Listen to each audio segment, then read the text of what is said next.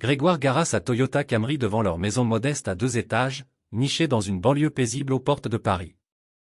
Le ronronnement discret du moteur s'estompa dans l'après-midi tranquille, où le chant des oiseaux se mêlait au lointain bruit des trains de la ligne RER. Professeur d'histoire au lycée local, Grégoire tambourina sur le volant, un mélange d'excitation et de fatigue l'envahissant.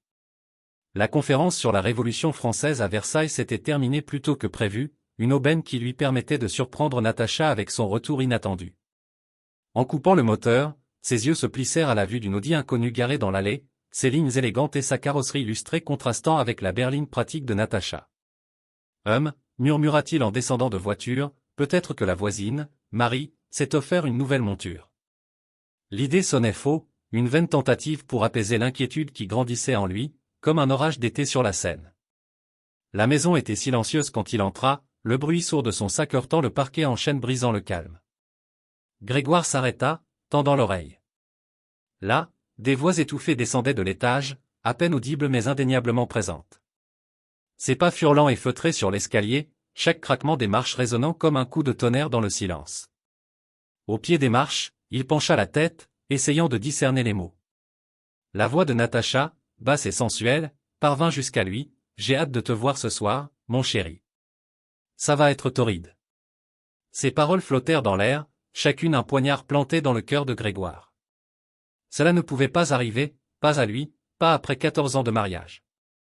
Son esprit chercha une explication innocente, mais en vain. À chaque marche gravie, la réalité s'imposait davantage. Il la trouva dans leur chambre, le téléphone collé à l'oreille, un sourire coquin aux lèvres, un sourire qu'il n'avait pas vu diriger vers lui depuis des mois. « Natacha » dit-il d'une voix brisée, trahissant son tourment intérieur. Elle se tourna vivement, les yeux écarquillés de choc, le sourire s'effaçant aussitôt. « Grégoire. Je pensais que tu ne rentrais que demain. » Sa voix était plus aiguë que d'habitude, teintée de panique. « Clairement, » répondit-il dans un souffle. La pièce tournoyait autour de lui, les meubles familiers soudain hostiles et étrangers. « À qui parlais-tu » Le visage de Natacha se durcit, la surprise initiale se muant en défi. Le changement fut si abrupt que Grégoire se demanda s'il l'avait vraiment connue un jour. « Ça ne te regarde pas, Grégoire » cracha-t-elle, son ton dégoulinant de mépris. « Ça ne me regarde pas ? Tu es ma femme, bon sang. » Les mots jaillirent de lui, nourris par un mélange de douleur et d'incrédulité. Comment pouvait-elle se tenir là, dans la chambre qu'il partageait, et lui dire que cela ne le concernait pas ? Oh, grandis un peu, ricana Natacha en levant les yeux au ciel, un geste si dédaigneux que Grégoire se sentit gifler. Il recula, chancelant. « Qu'est-ce que tu dis ?» La question était superflue, il savait exactement ce qu'elle insinuait, mais une partie de lui, celle qui s'accrochait au souvenir de leur mariage à la mairie de Montmartre, aux promesses murmurées sous les lumières de la tour Eiffel, avait besoin de l'entendre. Le rire de Natacha fut tranchant et cruel, un son inédit chez elle. « Je dis que j'ai trouvé quelqu'un qui m'excite vraiment, quelqu'un qui n'a pas peur de vivre. » Elle rejeta ses cheveux en arrière, un geste de défi et de supériorité. « Tu as une liaison ?» Les mots avaient un goût de cendre dans sa bouche, amer et étouffant. « Les liaisons, c'est pour les bourgeoises frustrées, » répliqua-t-elle, les yeux brillants d'une colère mêlée à ce qui ressemblait étrangement à du triomphe. « Moi, j'embrasse la vie, et ce soir, j'embrasse mon nouvel amant. » L'esprit de Grégoire vacilla. Cela ne pouvait pas arriver, pas après 14 ans, pas à lui. Il avait été un bon mari, fidèle, soutenant, aimant. Où tout avait-il déraillé ? « Tu ne peux pas être sérieuse, » balbutia-t-il d'une voix rauque. « Tu ne vas nulle part. » Natacha rit de nouveau, le son raclant ses nerfs. « Désolé, mais je lui ai promis une nuit folle, et contrairement à toi, je tiens mes promesses. » La pique le transperça comme un couteau. « Si tu franchis cette porte, » dit Grégoire, la voix tremblante de rage contenue, « notre mariage est fini. » 14 ans, Natacha, envolée. C'était censé être un ultimatum, une ligne rouge, mais même en le prononçant, il savait que c'était futile. Natacha le bouscula pour passer, s'arrêtant seulement pour attraper son sac sur la commode. « Peut-être aurais-tu dû faire en sorte que ces 14 ans valent quelque chose, » lança-t-elle par-dessus son épaule, ses mots imprégnés de dédain. La porte d'entrée claqua, résonnant comme un coup de feu dans la maison. Grégoire resta figé dans la chambre, l'espace soudain immense le narguant de son vide. Le rire cruel de Natacha semblait persister dans l'air, un fantôme rappelant à quel point son monde s'était effondré rapidement. Alors que la réalité s'imposait, Grégoire sentit ses genoux flancher. Il s'effondra au bord du lit leur lit et enfouit son visage dans ses mains. Comment n'avait-il rien vu venir? Comment avait-il été si aveugle? Les questions tourbillonnaient dans son esprit, chacune apportant une nouvelle vague de douleur et d'incrédulité. Dehors, le vrombissement d'un moteur brisa ses pensées, la voiture de Natacha, ou peut-être l'Audi mystérieuse, s'éloignant, l'emportant vers sa nouvelle vie, son nouvel amant, laissant Grégoire avec les débris épars de l'existence qu'ils croyaient avoir construite ensemble. Le sommeil fuit Grégoire cette nuit-là, chaque tic-tac de l'horloge de chevet un rappel moqueur de sa solitude. Il se tourna et se retourna, son esprit un tourbillon de souvenirs et d'interrogations. Le lit, autrefois sanctuaire de confort et d'intimité, semblait maintenant vaste et glacial, comme une chambre d'hôtel impersonnelle au cœur de l'hiver parisien. Combien de temps cela durait-il? Comment avait-il pu être si aveugle? Les questions tournaient en boucle, chacune ravivant la douleur. Aux premières lueurs de l'aube filtrant à travers les volets, Grégoire se traîna hors du lit. Son reflet dans le miroir de la salle de bain était celui d'un inconnu, yeux caves, barbe naissante ombrant sa mâchoire habituellement rasée de près. Il s'aspergea d'eau froide, tentant de se ramener à la réalité, mais la réalité, apprenait-il, était cruelle et impitoyable. En bas, la cuisine était silencieuse, privée du remue-ménage matinal habituel, pas de café percolant, pas de cliquetis doux des cuillères contre les bols de café au lait, pas de conversation murmurée sur la journée devant une baguette fraîche. Juste le vide et la lumière crue du jour illuminant chaque fissure dans la façade de leur mariage. Les mains tremblantes, Grégoire se versa une tasse de café, le liquide amer un piètre substitut au réconfort qu'il cherchait. Il avait besoin de réponses, et il savait où commencer. Le bureau à domicile avait toujours été le domaine de Natacha, un espace qu'il respectait par confiance et conviction en la privacy du mariage. Maintenant, ce respect semblait une blague cruelle, une faiblesse qu'elle avait exploitée. Inspirant profondément, Grégoire poussa la porte du bureau. La pièce était impeccable et organisée, comme Natacha la maintenait toujours, mais chaque pile de papier ordonnée, chaque bibelot disposé avec soin semblait le railler. Il fouilla les tiroirs, cherchant tout ce qui pourrait éclairer sa trahison. Au fond du classeur, caché sous une pile d'anciennes déclarations d'impôts, il trouva ce qu'il cherchait, des relevés de cartes bancaires dissimulés de leurs comptes joints. Ses yeux s'écarquillèrent en scannant les charges, restaurants chics comme ceux du Marais, séjour à l'hôtel, cadeaux somptueux, remontant à des mois, peut-être plus. Mon Dieu, murmura-t-il, s'effondrant dans le fauteuil. L'affaire ne datait pas de semaines ou de mois, c'était une tromperie à long terme, une trahison orchestrée avec soin qui couvrait une grande partie de leur mariage. La révélation le frappa comme un coup physique, le laissant essoufflé et nauséeux. Alors qu'il essayait de digérer l'ampleur de la trahison de Natacha, quelque chose attira son regard, une lueur faible sous une pile de papier sur son bureau. La main tremblante, Grégoire tendit la main, sachant déjà ce qu'il découvrirait. Un téléphone jetable, bien sûr. C'était presque comiquement cliché, comme dans un polar français des années 70, mais rien de drôle dans le malaise qui lui nouait l'estomac alors qu'il l'allumait. L'écran s'illumina, révélant une cascade de messages textes. Son estomac se souleva en les faisant défiler, chacun plus intime et explicite que le précédent, surnoms affectueux, blagues internes, plans de rendez-vous. Une vie secrète entière exposée en numérique. Et là, répété sans cesse, un nom, Jacques Imbert. Le souffle de Grégoire se bloqua. Jacques Imbert, le collègue de Natacha, l'homme avec qui Grégoire avait partagé un verre de vin lors de la fête de Noël de l'entreprise, quelques mois plus tôt. L'homme qui lui avait serré la main, l'appelant « mon pote », tout en entretenant une liaison avec sa femme. La trahison devenait horriblement personnelle. Les souvenirs affluaient, les heures supplémentaires de Natacha au travail, son intérêt soudain pour les apéros après le boulot avec les collègues, la façon dont elle et Jacques avaient ri ensemble à cette fête, peut-être en évoquant des souvenirs de la Côte d'Azur. Tout prenait un sens écœurant maintenant. Combien de fois avait-il souri, inconscient, tandis qu'ils échangeaient des regards complices? Combien de leurs conversations étaient truffées de double sens, de private jokes à ses dépens? Le monde de Grégoire, déjà chancelant, s'effondra autour de lui. Il se sentit tomber, spiralé dans un abîme de trahison et de mensonges. La pièce tournoya, les objets familiers soudain étrangers et hostiles. Il atteignit à peine la salle de bain avant de vomir violemment, son corps se purgeant comme s'il pouvait expulser la douleur et l'humiliation avec le contenu de son estomac. Adossé au carrelage froid, Grégoire sentit un calme étrange l'envahir. Le choc initial passait, remplacé par une colère froide et dure. Il pensa à ses élèves, aux leçons sur la résilience face à l'adversité, sur la défense du juste, des thèmes inspirés par les figures comme Jeanne d'Arc ou les résistants de la Seconde Guerre. Il était temps de pratiquer ce qu'il prêchait. Les mains tremblantes, il attrapa son téléphone. Il avait des appels à passer, des plans à échafauder. Natacha l'avait peut-être trahi, mais il ne la laisserait pas le détruire. Le matin trouva Grégoire affalé à la table de la cuisine, fixant son téléphone d'un regard vide.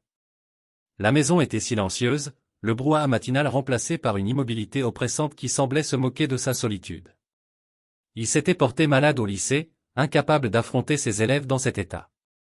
L'idée de se tenir devant une classe, discutant des grands événements de l'histoire comme la prise de la Bastille alors que sa propre vie gisait en ruine, était insupportable.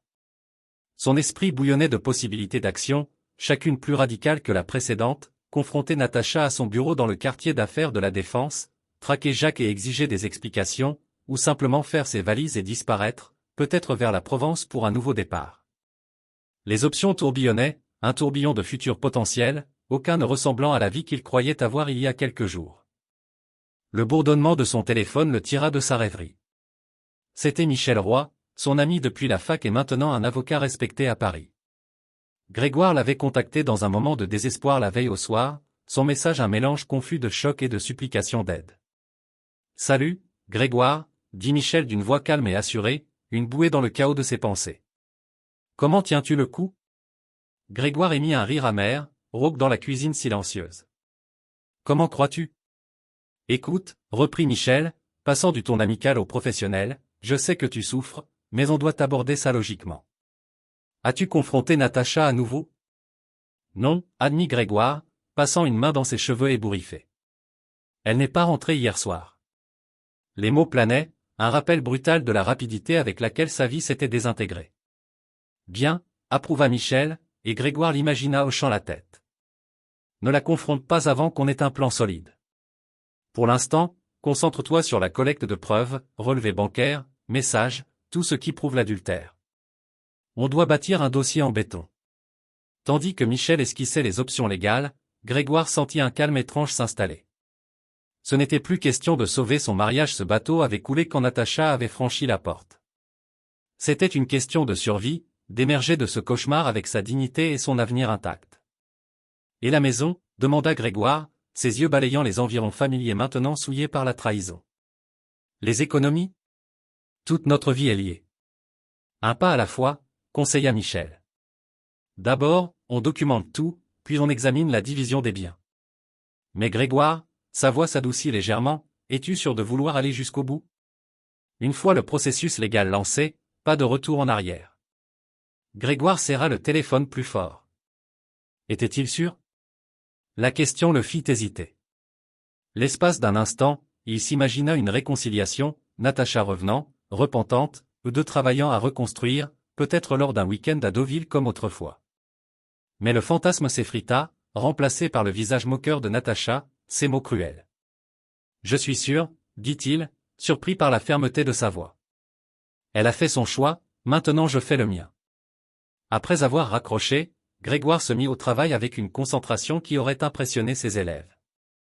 Il copia méticuleusement les documents financiers, sauvegarda les messages, et nota chaque preuve qu'il pouvait trouver. C'était comme préparer une leçon d'histoire, sauf que cette fois, le sujet était la destruction de sa propre vie. Les heures passèrent dans un flou de paperasse et d'enquêtes numériques. Le soleil se couchait, projetant de longues ombres dans la cuisine, quand son téléphone vibra à nouveau. Un message de Natacha, encore au boulot tard. « Ne m'attends pas. Mes amis, je vais faire une petite pause dans mon récit. Si vous aimez cette histoire et que vous souhaitez en découvrir d'autres, soutenez la chaîne, aimez-la et abonnez-vous.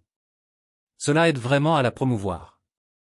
Et n'hésitez pas à indiquer dans les commentaires d'où vous écoutez cette histoire, je suis très curieux de connaître la géographie de notre audience. Continuons. Grégoire fixa le texte, une vague de colère et de résolution le traversant. Le ton décontracté, le mensonge flagrant, c'était d'une audace à couper le souffle. Pensait-elle qu'il était toujours dans l'ignorance, ou simplement s'en fichait elle? Il pensa au code d'honneur qu'il avait appris enfant chez les scouts français, loyal, serviable, courtois. Des valeurs qu'il avait essayé de vivre, qu'il croyait partager avec Natacha. Eh bien, pensa-t-il amèrement, il était temps d'ajouter une nouvelle qualité à la liste, impitoyable. Ses doigts planèrent au-dessus du téléphone, tentaient de répondre pour briser l'illusion de secret de Natacha. Mais le conseil de Michel résonna, ne la confronte pas encore, construis le dossier, sois malin. Inspirant profondément, Grégoire posa l'appareil. Il avait du travail.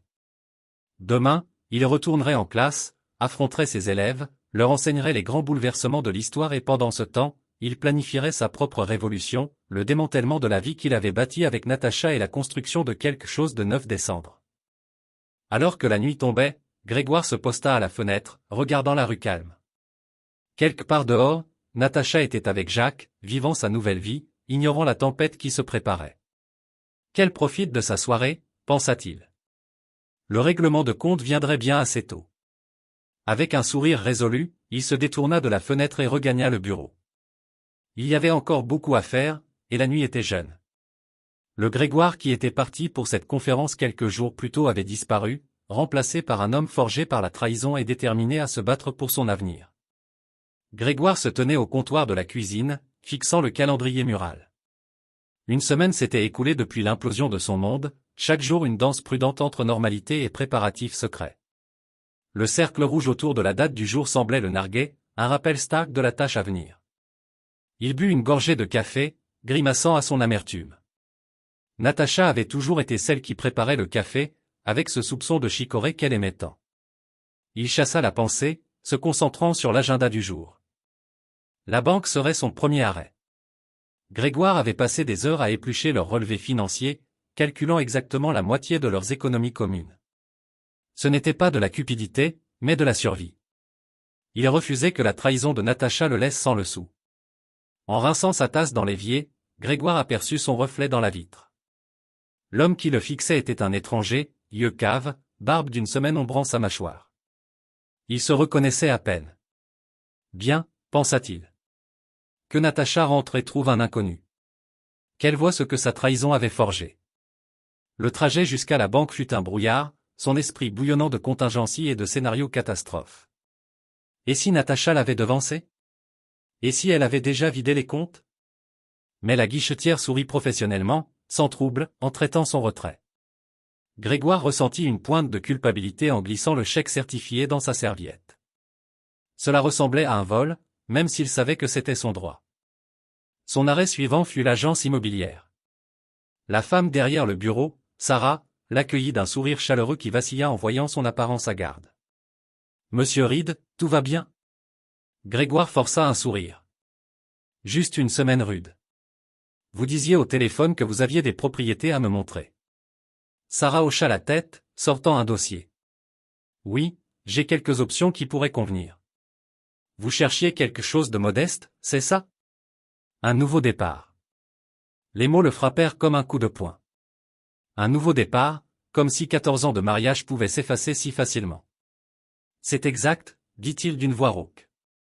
Quelque chose de simple. Tandis que Sarah décrivait les biens, l'esprit de Grégoire vagabonda. Il pensa à la maison qu'il quittait, le foyer qu'il avait construit avec Natacha, la cuisine où ils avaient partagé d'innombrables petits déjeuners avec croissants frais du boulanger du coin, le salon où ils s'étaient blottis sur le canapé, planifiant leur avenir devant un verre de Bordeaux. Tout cela souillait maintenant, tout cela un mensonge. Monsieur Reed? La voix de Sarah le ramena au présent. J'ai dit que cet appartement pourrait être parfait pour vous. Il est loué au mois, pas d'engagement long terme. Grégoire hocha la tête, se forçant à se concentrer. Ça semble idéal. Pouvons-nous le visiter? L'appartement était petit mais propre, avec vue sur un parc voisin, rappelant les jardins du Luxembourg. Tandis que Sarah en vantait les atouts, Grégoire s'imagina une vie ici, sans Natacha, sans trahison. Je le prends, dit-il, l'interrompant. Elle cligna des yeux, surprise. Vous ne voulez pas y réfléchir? Peut-être en discuter avec votre femme? La question le transperça. Grégoire força un sourire crispé. Ce ne sera pas nécessaire. Quand puis-je emménager? 1 heure plus tard, Grégoire se tenait dans l'appartement vide, clé en main. Les murs nus et les pièces vacantes résonnaient de possibilités. Il inspira profondément, sentant une paix approcher pour la première fois depuis des jours. Son téléphone vibra dans sa poche, un message de Michel. Tout est prêt? Grégoire tapa une réponse rapide, tout fait. Pas de retour en arrière. En envoyant, il sentit un poids s'alléger de ses épaules. Les pièces étaient en place, la scène prête. Que le prochain acte commence. La maison était silencieuse à son retour, le silence lourd d'anticipation. Il parcourut les pièces avec détermination, rassemblant les derniers effets essentiels. Chaque objet touché évoquait un souvenir, amer, doux, tous douloureux maintenant. Le soleil se couchait quand il entendit le crissement de pneus dans l'allée. Son cœur s'emballa, un mélange de dread et de résolution le traversant. Il inspira profondément, se préparant. C'était le moment. Les clés de Natacha tintèrent dans la serrure. Grégoire se posta dans le salon, les papiers du divorce étalés sur la table basse. Il entendit ses talons claquer sur le parquet, s'approchant. Grégoire? La voix de Natacha portait une note de surprise. Qu'est-ce que tu fais assis dans le noir? Il alluma la lampe à côté de lui. Natacha cligna des yeux dans la lumière soudaine, ses yeux s'écarquillant en voyant la scène. C'est quoi tout ça? Demanda-t-elle, son ton dédaigneux, mais Grégoire vit le scintillement d'inquiétude dans ses yeux. Les papiers du divorce, dit-il d'une voix ferme. Il est temps d'arrêter de faire semblant, non? Le rire de Natacha fut tranchant et fragile. Ne sois pas ridicule, Grégoire. Tu ne vas pas me divorcer. Non? Il haussa un sourcil. Alors, explique-moi ça. Il sortit une pile de papiers de sa serviette, relevé bancaire, facture de carte, enregistrement téléphonique, toutes les preuves de sa liaison exposées. La couleur quitta le visage de Natacha. Tu as fouillé dans mes affaires? Sa voix monta, indignée. Comment oses-tu? Comment j'ose? Le rire de Grégoire fut rauque. C'est riche venant de toi. Depuis combien de temps ça dure, Natacha? Depuis combien de temps couches-tu avec Jacques dans mon dos? Les yeux de Natacha flamboyèrent de colère. Tu ne comprends rien, Grégoire. Jacques et moi, on a quelque chose de spécial, de vrai. De vrai? Il secoua la tête, incrédule. Notre mariage n'était pas assez vrai pour toi? 14 ans, Natacha. 14 ans de confiance et d'engagement. Où était-ce tout un mensonge? L'espace d'un instant, le masque de Natacha glissa, Grégoire vit un éclat de regret, de honte, traverser son visage. Mais il disparut, remplacé par une détermination froide. Tu veux la vérité, Grégoire? D'accord. Je suis malheureuse depuis des années. Toi et ta vie sûre, ennuyeuse, ça m'étouffait. Jacques me fait me sentir vivante. Chaque mot était un poignard, mais Grégoire se raidit, refusant de la laisser voir à quel point elle l'avait blessé. Eh bien, j'espère que ça en valait la peine, dit-il froidement, parce que ça t'a coûté tout, la maison, les économies. Je prends la moitié de tout. C'est juste, non? La panique traversa le visage de Natacha. Tu ne peux pas faire ça. Je peux, et je l'ai fait, répliqua-t-il. C'est tout là dans les papiers. Tu devrais les faire vérifier par ton avocat. Oh, attends, ce serait un conflit d'intérêts pour Jacques, n'est-ce pas?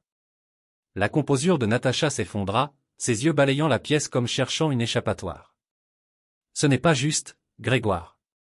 Tu ne peux pas jeter 14 ans de mariage comme ça. Je ne l'ai pas jeté, dit-il calmement mais fermement. Toi, oui, le moment où tu as décidé que tes vœux ne signifiaient rien. Le visage de Natacha se froissa, des larmes affluant. L'espace d'un instant, Grégoire sentit une pointe de sympathie, mais il se rappela son rire cruel, ses mots calous une semaine plus tôt. Son cœur se durcit. Signe les papiers, Natacha, dit-il. C'est fini. Tandis qu'elle s'effondrait sur le canapé, les épaules secouées de sanglots, Grégoire sentit un calme étrange l'envahir. La confrontation qu'il avait dridée pendant des jours était terminée. La vérité était sortie. Il ne restait plus qu'à ramasser les morceaux et avancer, seul. La nouvelle du divorce imminent de Grégoire et Natacha se propagea dans leur cercle social comme un feu de paille dans les vignobles bordelais. Tout le monde semblait avoir une opinion, un camp à choisir, un jugement à porter. Grégoire, assis dans son nouvel appartement, fixait son téléphone qui vibrait d'un nouveau message. Celui-ci venait de Sophie, une amie commune qu'il connaissait depuis des années. Grégoire, je viens d'apprendre. Je suis tellement désolé. Si je peux faire quoi que ce soit. Il soupira, jetant le téléphone de côté. Les messages affluaient depuis une semaine, certains solidaires, d'autres accusateurs, tous épuisants.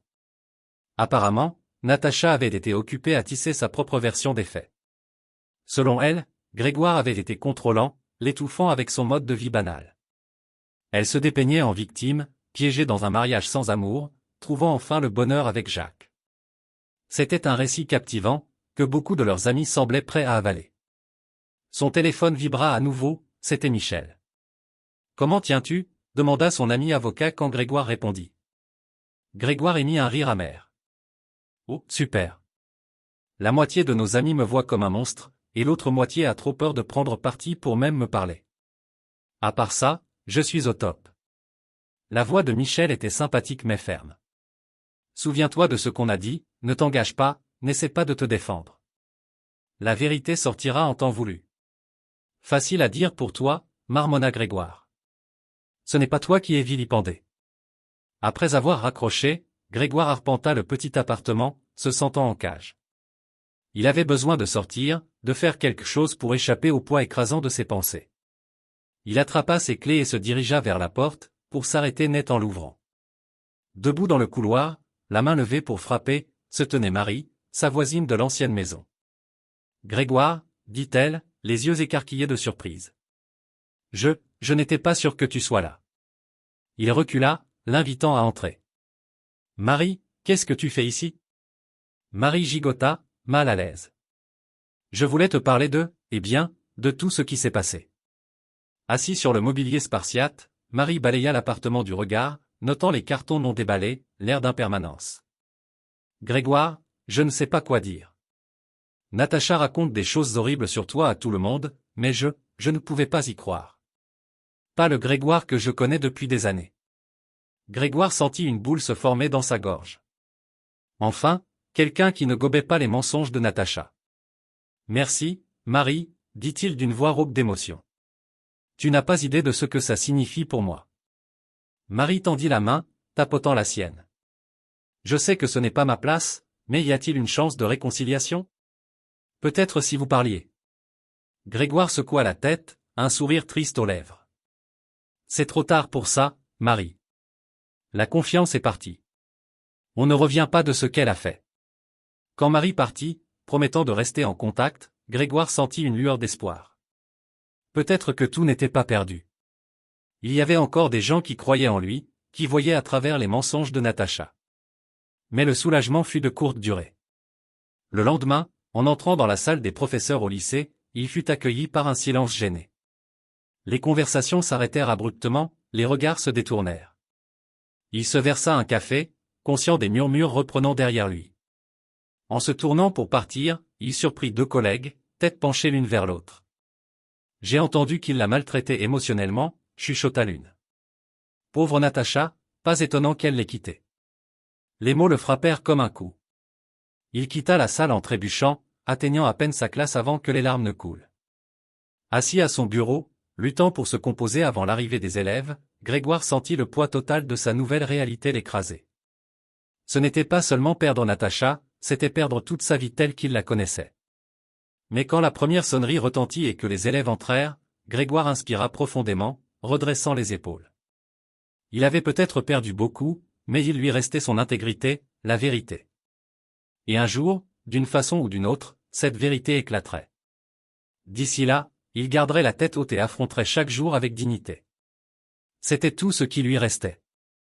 Grégoire se tenait au fond du gymnase bondé, observant les membres du conseil scolaire remuer des papiers et s'éclaircir la gorge.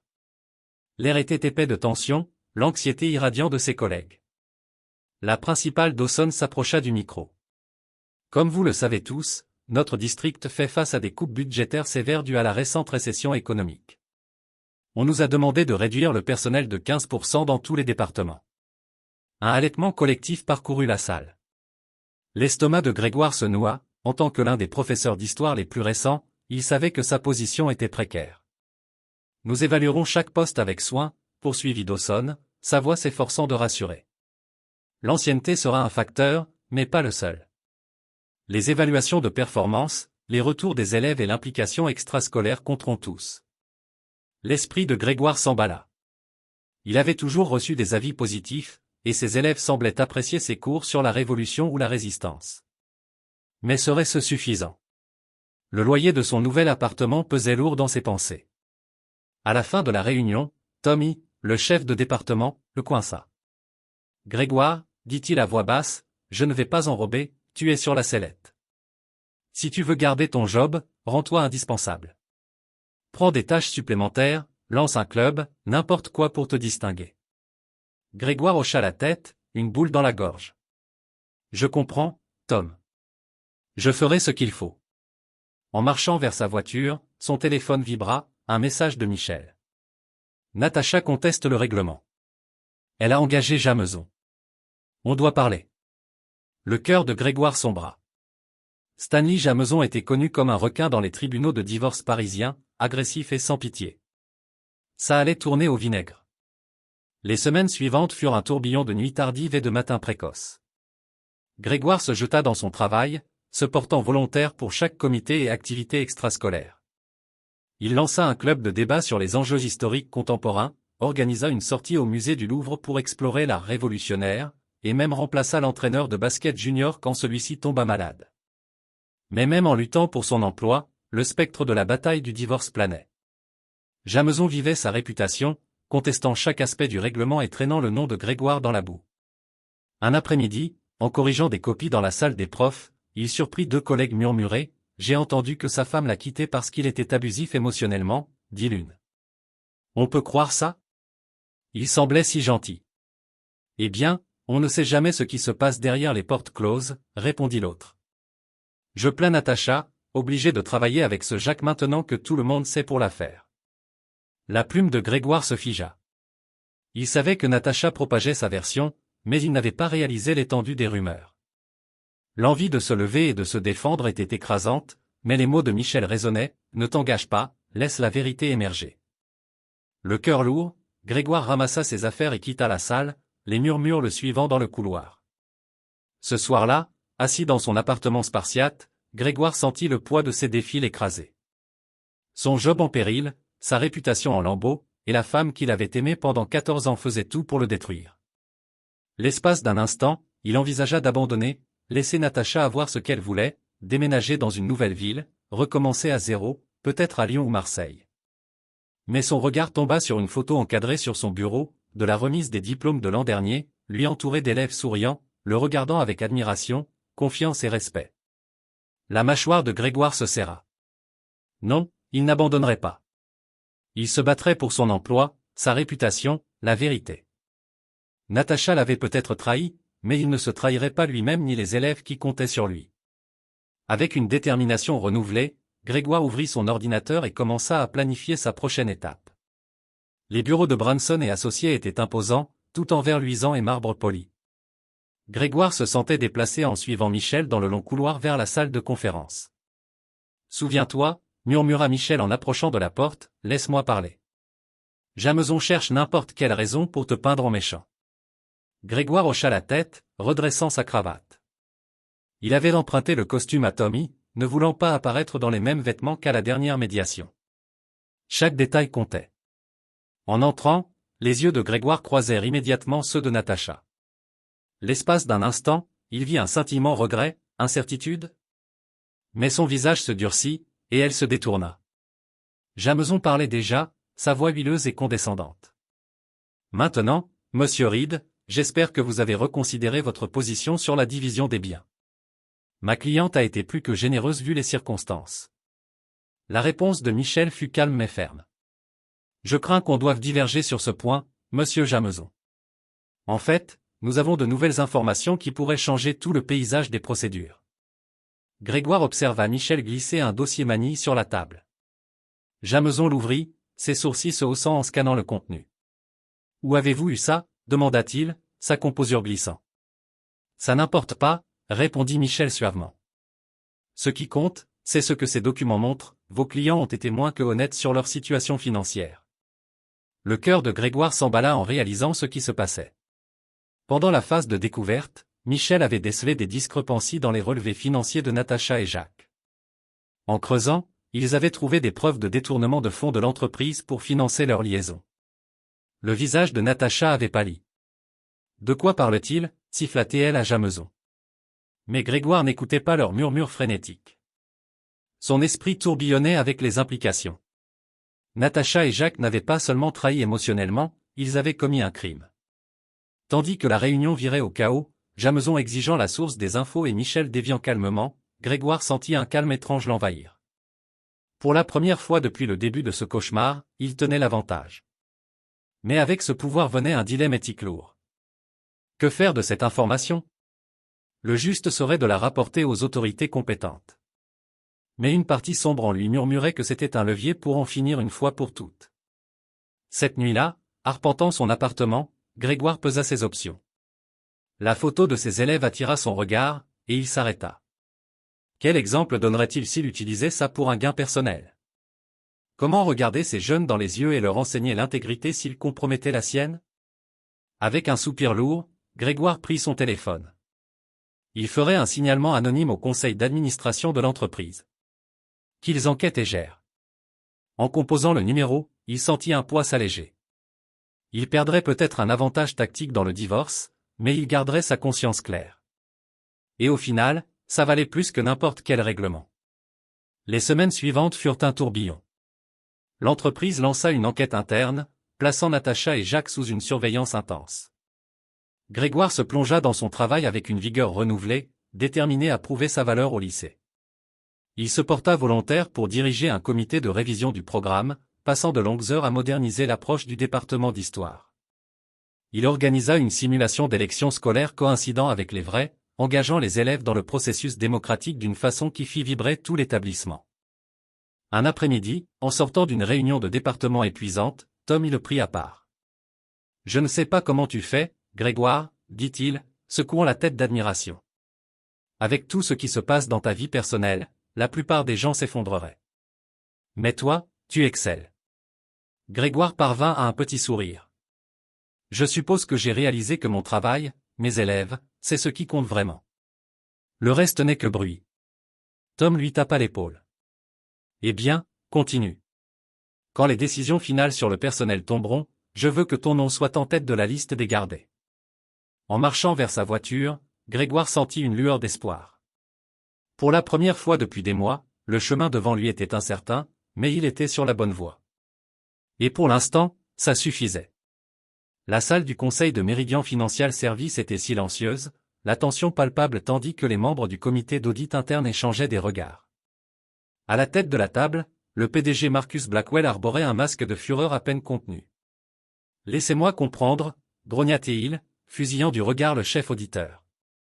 Vous me dites que 2 de nos employés ont détourné des fonds pendant plus d'1 an, et on l'apprend seulement maintenant. » L'auditeur, un homme mince nommé Jenkins, déglutit. « Oui, monsieur. » Le schéma était sophistiqué, mais une fois l'alerte anonyme reçue et sachant où regarder, l'épreuve était accablante. Le poing de Blackwell s'abattit sur la table, faisant sursauter tout le monde. « Je veux des noms. Maintenant. » Natacha Reed et Jacques Imbert, monsieur. Du département des comptes recevables. De l'autre côté de la ville, ignorant la tempête imminente, Natacha et Jacques déjeunaient dans leur café préféré du quartier latin. Natacha racontait son dernier échange verbal avec Grégoire quand son téléphone vibra. « Probablement Jameson encore, » dit-elle en roulant des yeux. « Cet homme est tenace. » Si Grégoire voulait juste. Sa voix s'éteignit en lisant le message. Toute couleur quitta son visage. Jacques se pencha, inquiet. « Qu'est-ce qu'il y a ?» Elle le regarda, les yeux emplis de panique. « On doit partir. » Maintenant. Mais c'était trop tard. En se levant, 2 hommes en costume sombre s'approchèrent. « Madame Reed, monsieur Imbert. Je suis l'agent Thompson du parquet financier. Vous devez nous suivre. » Les jours suivants furent un flou d'interrogatoires, d'accusations et de réalisations écrasantes. Les preuves étaient irréfutables.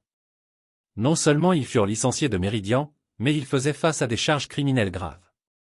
Assise dans le bureau de son avocat, écoutant les options de plaider coupable et les peines potentielles, l'esprit de Natacha vagabonda vers Grégoire. Comment tout avait-il si mal tourné? L'affaire, qui avait semblé si excitante et libératrice, paraissait maintenant la plus grande erreur de sa vie. Pendant ce temps, Grégoire terminait une leçon passionnante sur le mouvement des droits civiques en classe quand Tom y apparut à la porte. Grégoire, un moment? Le cœur de Grégoire bondit. C'était le moment qu'il avait dridé et espéré à parts égales. Mais en sortant dans le couloir, il fut surpris de voir Tom sourire. « J'ai de bonnes nouvelles, » dit Tom. « Non seulement on te garde, mais on t'offre un poste permanent, avantage complet, voie vers la titularisation. » Le package. Grégoire cligna des yeux, stupéfait. « Tu es sérieux ?» Tom hocha la tête. « Ton travail ces derniers mois a été exceptionnel. Les élèves t'adorent, les parents te respectent, et franchement, on serait idiot de te laisser partir. Alors, qu'en dis-tu » L'espace d'un instant, Grégoire fut muet. Tout le stress, l'incertitude des mois passés s'effondrèrent, remplacés par un soulagement et une vindication écrasante. « Oui, bien sûr. Oui. Merci, Tom. » En retournant en classe, son téléphone vibra. C'était Michel. « C'est fini, Grégoire. L'avocat de Natacha a appelé. Ils acceptent notre offre initiale. Avec tout ce qui s'est passé, elle n'est plus en position de lutter. » Grégoire s'adossa au mur, laissant la nouvelle l'envahir. C'était enfin, vraiment fini. Les semaines suivantes passèrent en tourbillon. Grégoire finalisa le divorce, signa son nouveau contrat au lycée, et trouva même un appartement un peu plus grand qu'il pouvait maintenant se permettre. En s'installant dans sa nouvelle vie, Grégoire se surprit à réfléchir au voyage tumultueux qu'il avait traversé, la trahison, la douleur, l'incertitude. Tout cela l'avait façonné de manière qu'il commençait seulement à comprendre. Un après-midi, en préparant ses cours, une idée le frappa. Il nota rapidement des notes, une étincelle d'excitation grandissant tandis que le concept prenait forme. Le lendemain, il approcha Tom avec une proposition, un cours électif sur la littératie financière et l'éthique. Tom haussa un sourcil. C'est une combinaison intéressante. Grégoire hocha la tête avec enthousiasme. Je sais que ça sonne bizarre, mais pense-y, tant d'élèves sortent du lycée sans comprendre comment gérer leur argent ou naviguer les défis éthiques du monde adulte. Ce cours pourrait changer ça. Tom considéra, puis sourit. Tu sais quoi? Allons-y. Si quelqu'un peut rendre la finance et l'éthique excitantes pour des ados, c'est toi, Grégoire. Au début de la nouvelle année scolaire, Grégoire se tint devant une classe comble. Les élèves avaient afflué vers son électif, curieux de la combinaison atypique. Bienvenue en littératie financière et éthique 101, commença-t-il, regardant la mer de visages avides. Dans ce cours, on apprendra plus que juste équilibrer un budget ou comprendre les scores de crédit. On explorera la relation complexe entre argent et moralité, et comment nos choix impactent non seulement nos comptes bancaires, mais notre intégrité. En lançant la première leçon, Grégoire sentit un sens de but qu'il n'avait pas connu depuis des années. Il utilisait sa douleur, son expérience, pour aider ces jeunes à éviter les pièges qu'il avait rencontrés. Ce n'était pas la vie qu'il avait planifiée, mais en bien des façons, elle était meilleure. Les mois passèrent, et Grégoire s'installa dans un nouveau rythme. Son cours fut un succès, loué par élèves et parents pour son approche pratique et éthique. Il se fit de nouveaux amis parmi ses collègues, rejoignit un club de randonnée local explorant les sentiers des Vosges les week-ends et se mit même à la photographie, un hobby qu'il avait toujours voulu poursuivre mais n'avait jamais eu le temps pendant son mariage. Un soir, en corrigeant des copies dans son appartement, son téléphone vibra d'un message d'un numéro inconnu. Son cœur bondit en le lisant, « J'ai fait une terrible erreur. Pouvons-nous parler ?» Natacha. Grégoire fixa l'écran, un tourbillon d'émotions le traversant. L'espace d'un instant, il fut transporté à cette nuit où son monde s'était effondré, le rire cruel de Natacha en sortant, la réalisation écrasante que leurs 14 ans ensemble ne signifiaient rien pour elle. Mais aussi vite que les souvenirs vinrent, ils s'estompèrent. Grégoire balaya son appartement du regard, les piles de copies d'élèves, les livres de photographie sur la table basse, les chaussures de randonnée près de la porte. C'était sa vie maintenant, durement gagnée et honnête. Avec un petit sourire résolu, Grégoire tapa sa réponse, « Non, on ne peut pas. Au revoir, Natacha. » Il envoya, puis bloqua le numéro pour de bon. Il éteignit complètement son téléphone. Se levant, Grégoire marcha vers la fenêtre, regardant la ville. Le soleil se couchait, peignant le ciel en teintes brillantes d'orange et de rose. Un nouveau jour s'achevait, mais pour Grégoire, c'était comme un commencement. Il attrapa son sac photo et se dirigea vers la porte. Il y avait un spot dans le parc voisin qu'il voulait photographier au coucher du soleil, peut-être capturer la scène sous cette lumière magique. En sortant, Grégoire inspira profondément l'air frais du soir. Pour la première fois depuis longtemps, il se sentait vraiment libre, libre des ombres de la trahison, libre du poids d'un mariage échoué, libre de devenir l'homme qu'il avait toujours été destiné à être. Grégoire Reed s'avança dans le crépuscule naissant, prêt à capturer la beauté du moment et des innombrables moments à venir dans sa nouvelle vie. Je tiens à remercier tout particulièrement tous ceux qui écoutent mes histoires jusqu'à la fin. C'est vraiment très important pour moi. Merci pour votre attention, pour votre temps et pour votre soutien. Je vous embrasse sincèrement.